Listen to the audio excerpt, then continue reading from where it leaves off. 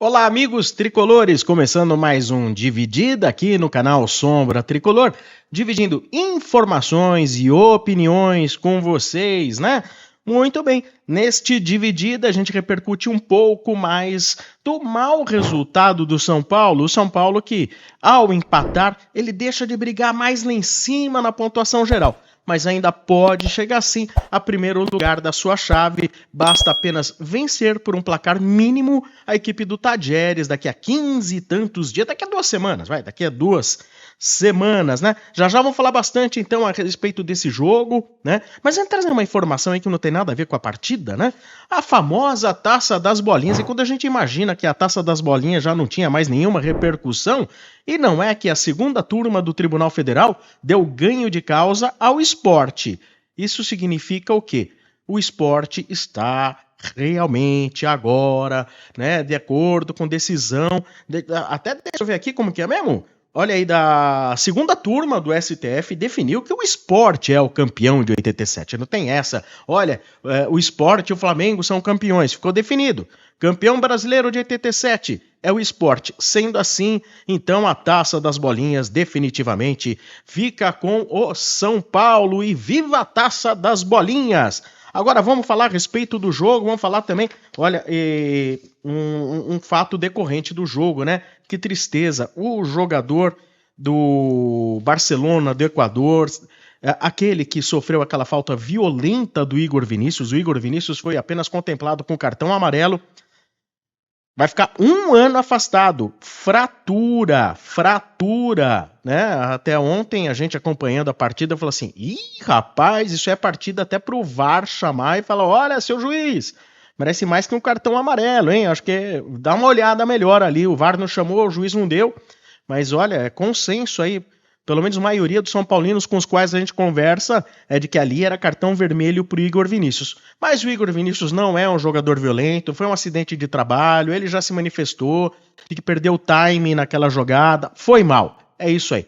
As pessoas às vezes erram. Por exemplo, um dos maiores, se não o maior para alguns, por exemplo, o Raí, numa entrada, também praticamente acabou com a carreira do Dorival Júnior. Vocês sabiam disso? Os mais novos não sabem, o Dorival era volante no futebol, né?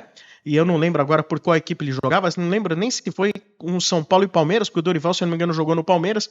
O Dorival, que é sobrinho de um dos grandes ídolos da história do Palmeiras, o Dudu, que era volante também.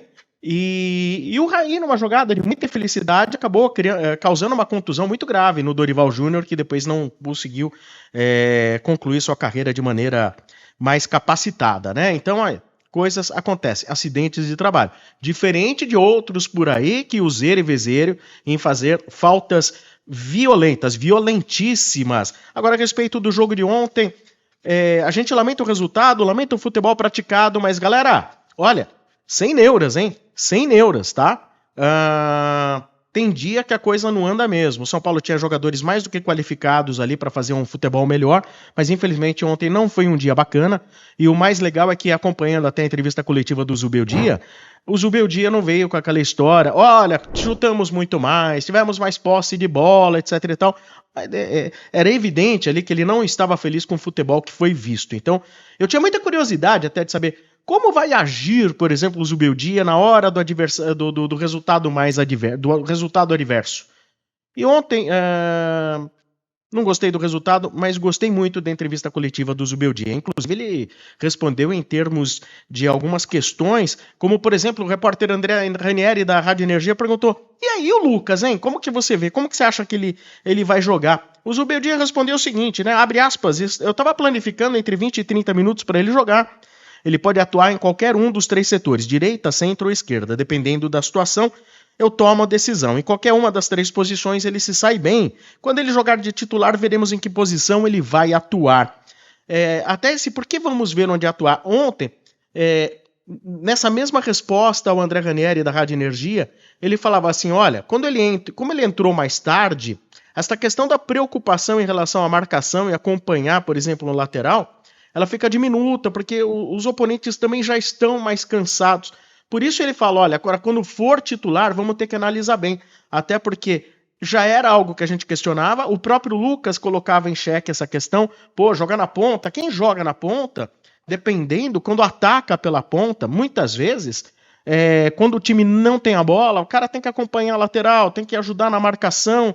Então é uma coisa que o Zubeldia ainda disse, olha, quando ele jogar de titular, veremos em que posição ele vai atuar, mas ele se equilibra em todas. Seu jogo não muda, ele vai para o 1 contra 1. Então o Zubeldia não ficou com aquelas assim, tipo, não sei, vamos ver, etc e tal. Falou, ele joga aqui, joga ali, joga lá, e quando for titular a gente vai analisar a melhor situação. Ainda em relação à questão do Rames, ele falou assim, olha, gente, mais uma vez, aí também não tem muito o que falar, né? Foi dentro da própria pergunta do André Ranieri, ele respondendo, eu faço o melhor pro time. E a partir do momento em que ele sequer relaciona o Rames, é porque realmente ele tá vendo que não há a menor condição física do Rames atuar com a camisa do São Paulo. E isso acaba sendo até endossado pelo próprio Júlio Casares, de acordo com uma matéria aqui postada pela ESPN, uma entrevista do Júlio para a ESPN, abre aspas, palavras do Júlio Casares. Sobre o Rames, é um jogador que tem contrato com São Paulo, mas está ficando cada vez mais claro que ele está fora, não está nos planos do técnico, embora seja um atleta registrado do clube. Agora, com a Copa América se aproximando, ele naturalmente será convocado pela Colômbia e a janela de transferências determinará o futuro dele. Não temos nenhuma proposta oficial, mas eu sempre digo que a janela é um momento de análise de chegadas e partidas. A saída do Rames, se acontecer, tem que ser boa para o atleta e principalmente para a instituição.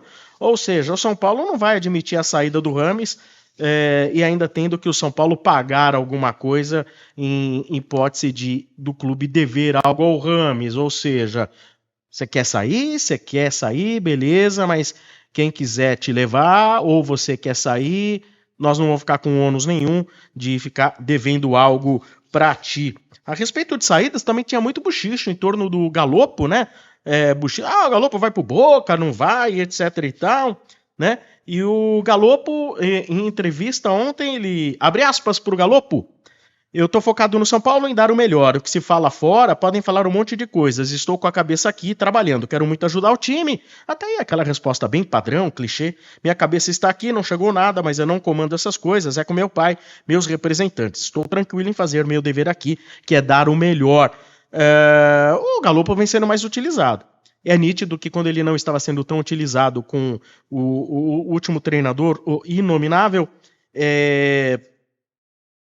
claro, o cara fica descontente e fala pro pai, pai, tá ruim o negócio, vê algum time, empresário, vê alguma coisa aí pra mim, etc e tal. E o Galopo, vocês acham que o Galopo ainda vai apresentar bom futebol pelo São Paulo? Nas melhores partidas, eu digo pra vocês, na minha opinião, o Galopo não passou de uma nota 6,75. Pelo que custou, pelo que se espera, tem que ter uma nota melhor aí, bater um 7,5, aí, um 7,75, um nota 8, pelo menos, hein? Pelo que custou e pelo que se espera de tudo que se falava do Galopo, ainda acho que está devendo. Mas vamos ver, porque o Zubeldia ainda está em muito começo de trabalho e uma coisa que chamou até atenção, né? Ontem ele fez até um comparativo, e não vamos falar que ele está comparando o momento do Juan com o momento do Germancano, pelo amor de Deus, não é isso? Mas ele explicou, olha, o Germancano quando começou lá no Lanús, há 12 anos isso, ou mais até, mais de 12 anos, ele tinha as mesmas dificuldades do Juan. Então o que ele quis dizer? Não podemos aí agora, porque o Juan perde grandes oportunidades, como ontem também perdeu mais uma, simplesmente queimar o jogador. E ele explicou, olha, vou dar um exemplo, o Germancano, e eu fui ver os dados do Germancano, cara, os 3 primeiros anos ele fez 3 gols, se eu não me engano. 3 gols. É tipo assim, jogou mais de 30 partidas e fez 3 gols. 3 gols o Juan fez muito mais aí, em menos partidas talvez. Então ele falou assim, o que ele quis dizer? Vamos trabalhar o jogador. O jogador passa por esses momentos mesmo, às vezes é uma pressão, é novo. O Juan tem 22 anos, né, gente? Vamos torcer pelo Juan, pra gente amanhã, de repente, não cair naquelas de...